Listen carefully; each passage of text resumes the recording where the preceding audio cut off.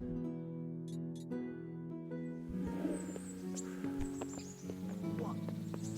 the hell are you doing? Welcome, Henry.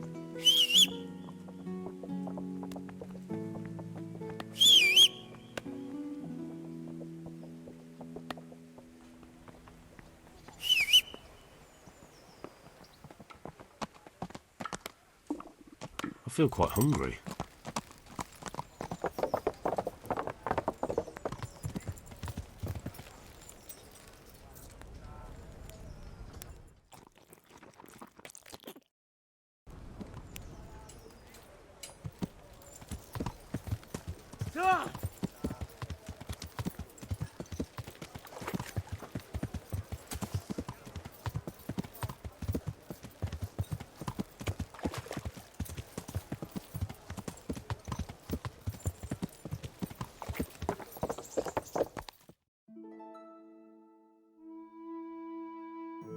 How?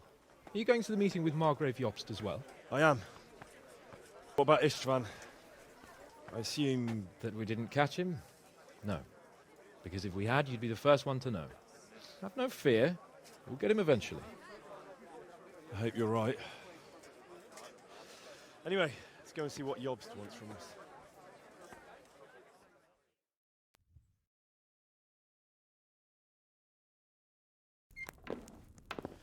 My lords, Christ's blessings on you all.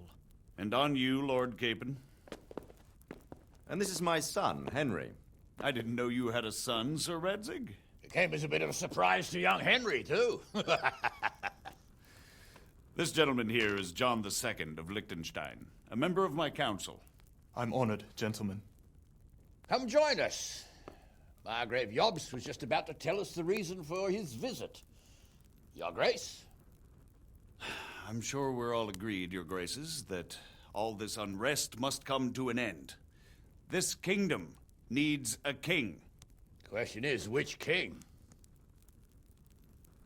My cousin, Wenceslas IV, who is being held in captivity. I have to confess, my lord, that your answer surprises me a little. If I'm correctly informed, until recently you sided with your other cousin, Sigismund. That I cannot deny, and I have always stated my position plainly. But times have changed. How have they changed, Your Grace? Sir, there is one thing on which we undoubtedly concur, that King Wenceslas, unfortunately, did not inherit his father's gift for governing. Sadly, his failures have cost Bohemia, the nobles, and our whole Luxembourg family a great deal of money and effort. How did the king let it go so far, damn it? It's in his temperament. He cares only for wine, women, and the hunt. A king, in fact, who never wanted to be king. Then why didn't he just let his brother have the crown? Young sir, the crown weighs heavy when there are duties to be performed, but to surrender it means giving up great privileges too. But he did surrender power to his brother. When things started getting out of hand, Wenceslas appealed to Sigismund for help in restoring order. What, you're saying Wenceslas has invited him here? This is starting to make my head spin. Actually, it makes sense when you think about it.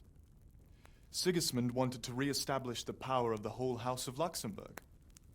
He thought if he helped Wenceslas win the imperial crown, in return his brother would help him become the king of the Romans, and leave the actual reign of Bohemia and the empire to him.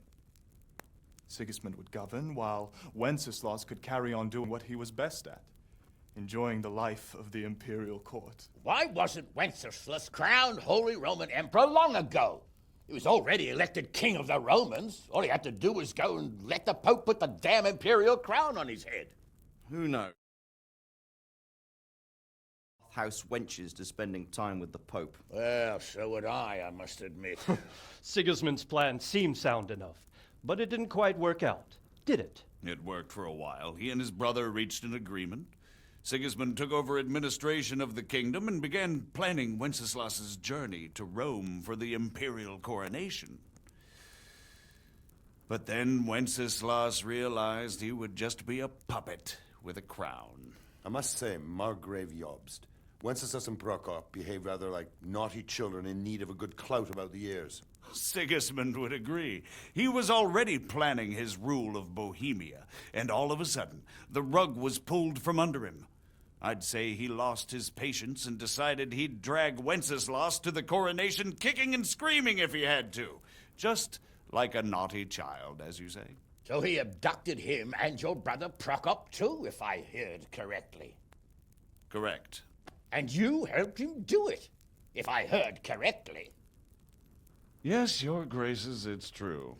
I was there when Sigismund abducted Prokop. I thought everything could somehow be settled, that we could make my brother see sense. But Sigismund just wanted to put an end to the dispute once and for all, whatever the cost. There was nothing I could do to stop him. And that's one of the reasons why I'm here. The worst of it is that it was all for nothing. Instead of putting a stop to the revolt, it escalated it, and the result is this chaos we have today. That's true enough, sir. But I must admit now, I'm not sure what your position is. The king is incompetent, but we must protect him? The simple truth, gentlemen, is that for all of Wenceslas's faults, we have no one else. So we'll have to make do with his idleness.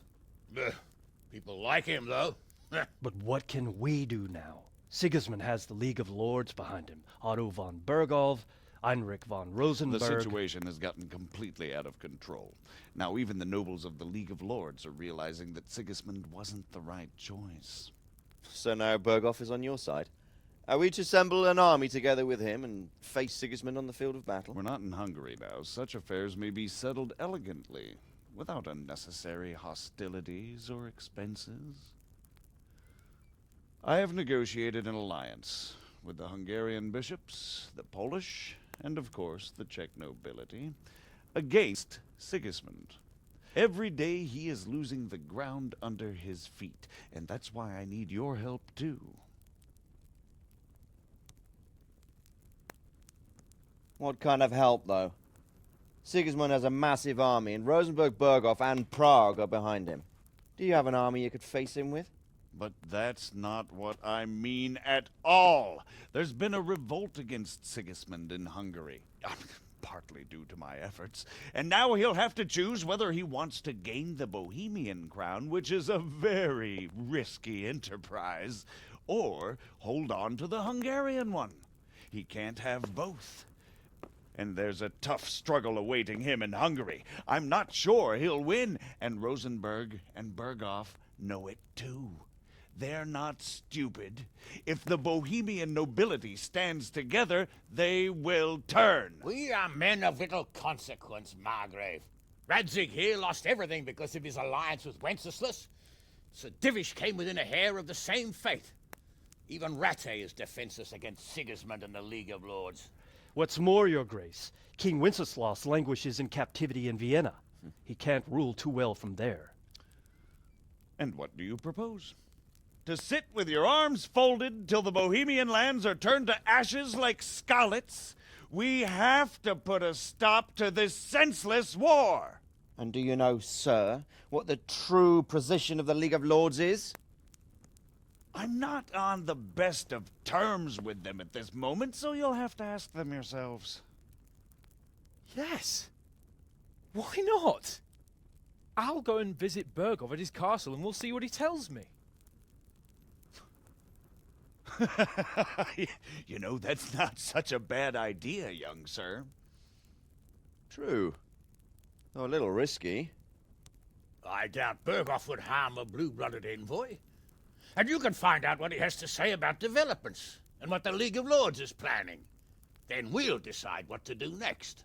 I'll help you compose a letter to him. I'd like Henry to come with me. Why not? He's proven himself an able investigator, and he'll also be a good bodyguard if anything should happen. And I'll send Sir John here to Kuttenberg to be my eyes and ears there. I believe both your reports will help us get a better grip on the situation. When can you set out? Just as soon as I've packed my things. Excellent. Margrave Jobst and I will draft a letter. Get ready, and we'll meet back here.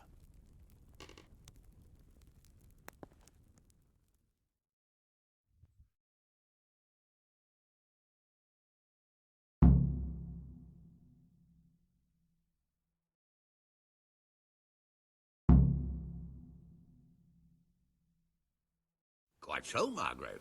What exactly am I to write? Oh, what isn't really the issue? The question is how. We need to learn where they stand on liberating the king and ousting Sigismund. If they'll make trouble or join our side. But... So, it looks like you're off on a mission. Yes. I can't wait. I don't want to dampen your spirits, my boy, but watch out. These are evil times, and who knows what can happen along the way. Not to mention that Bergov is no saint. Don't worry. Well said, sir. And I know. what they want to do about You've shown you can fend for yourself, but do take care. You'll be traveling as Lord Capon's bodyguard. You'll be there to make sure nothing untoward happens to him. Keep your eyes peeled and your ears wide open. What Bergov tells you is one thing, but what you see may be quite another. Rest assured, Father. And don't get embroiled in anything else. Just hand over the letter, hear out his reply, and return. Yes. Very well. Bergov is at Trotsky Castle. I think you'll find it quite an eye-opener. It's one of the finest castles in the land. It's 3 days' ride from here, so unless you hit a snag along the way, you'll be back soon enough. Any questions?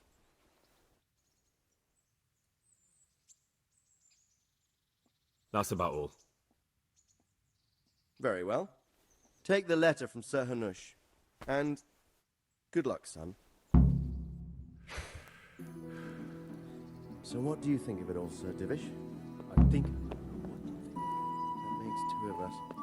if I didn't know anything about the art... Be a bit more careful. Right, absolutely. What is it?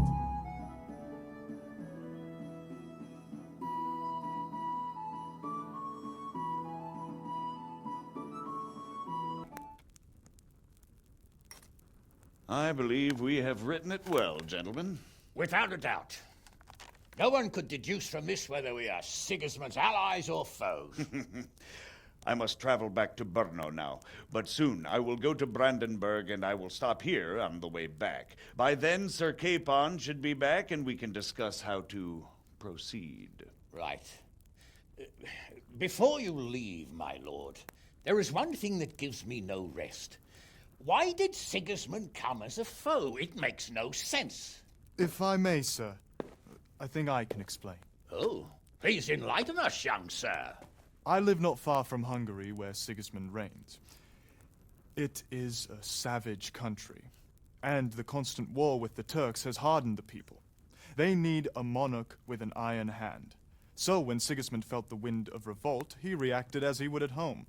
Only what works on the Hungarian nobles does not work here in Bohemia. Bringing order is one thing, but slaughtering and pillaging with a horde of barbarians quite another. What purpose does that serve? But Sigismund did give the Bohemian nobles a chance to take his side. It was only when they refused his ultimatum that he lost patience and took to the sword. As for the barbarians, he could afford nothing better. The Hungarian nobility would gain nothing from joining his campaign in Bohemia. He didn't have enough coin for a regular army, and so he recruited the Cumans. What he does not pay them, they make up for in plunder. But in the end, he didn't have enough to even satisfy the Cumans. That's why he raided Kuttenberg and Skalitz. He wanted the silver. That makes sense. My lords, how's the letter coming along? It's done. Then we can be on our way. Now remember what we said, boy. All you have to do is deliver the letter, listen to the answer, and come back here.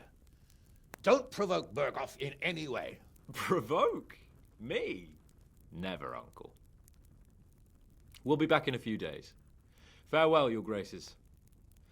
Come, Henry, my men are waiting. I wish you Godspeed.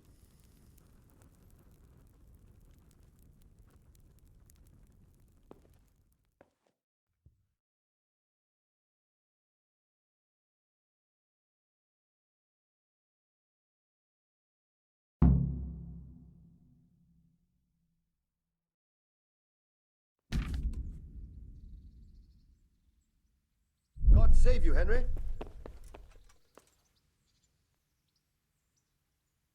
Greetings. What do you need?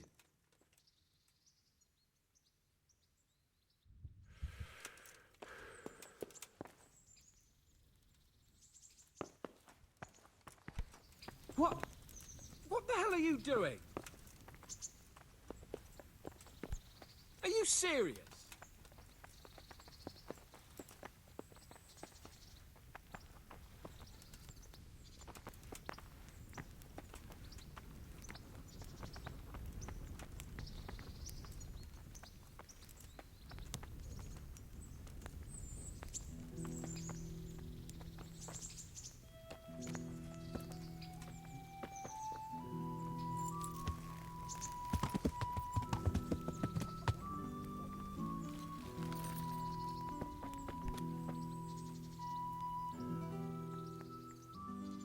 So, can we set off now, Henry? Of course. I can't wait. So, to horse! The Lord of Burgov is bound to be waiting us eagerly.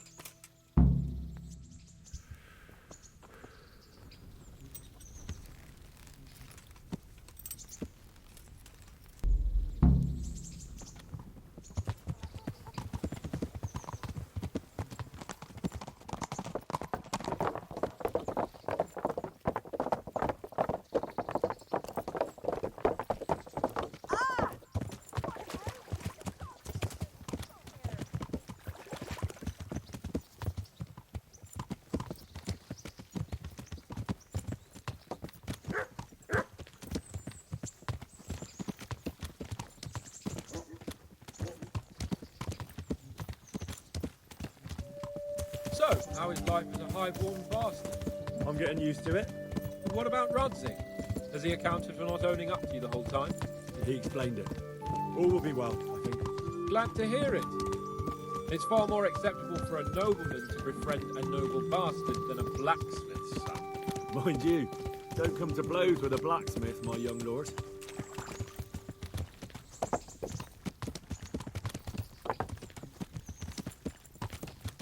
What do you think about Sir Jobst and his plan? Well, I admit all the scheming has me a little lost. I thought Sigismund was the devil, Wenceslas a martyr, those on his side the heroes, and those against him the villains. I believed we'd rescue the king and all would be well again, but now it looks a lot more complicated. Yeah, exactly. I didn't expect the noble lords to be as noble as the angels, but I hadn't expected such a sewer. They behave like children. I can't fathom how after all this backstabbing they're somehow still on speaking terms. I don't know either. It beggars belief.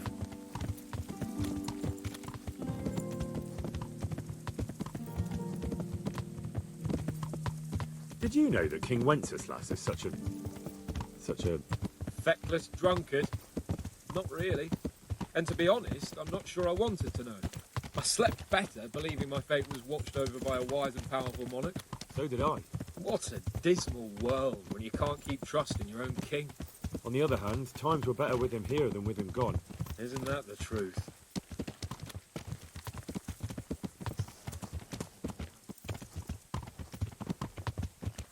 What do you think of Sigismund?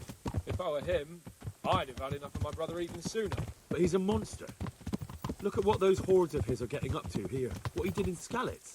True enough. On the other hand, if Wenceslas and Prokop hadn't double-crossed him, none of this would have happened. No one forced him to burn Skalitz. That's a fact. But he couldn't let them shit all over him either. Not that I'm defending him. He's a weasel. No doubt about that.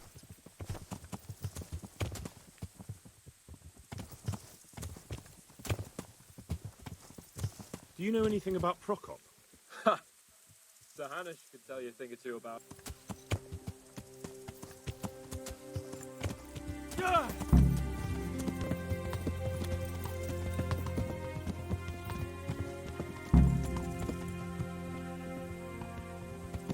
Yeah!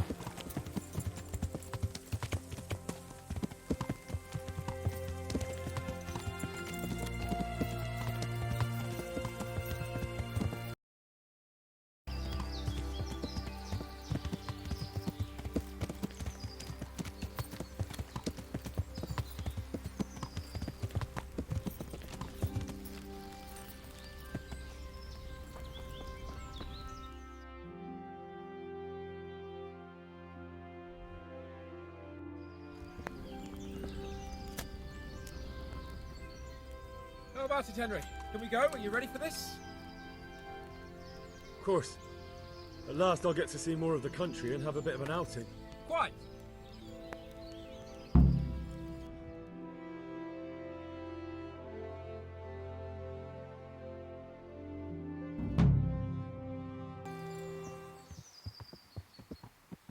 Let's get to it then. I finally have the feeling we're doing something worthwhile. We're helping to save the king. Instead of saving his drunken majesty, I'd rather find that whoreson who murdered my parents, get the sword back from him, and skewer him with it. Cheer up, Henry. I have a feeling you'll get your chance one day, and it won't be long in coming. Forward, men! Audentes fortuna juvat!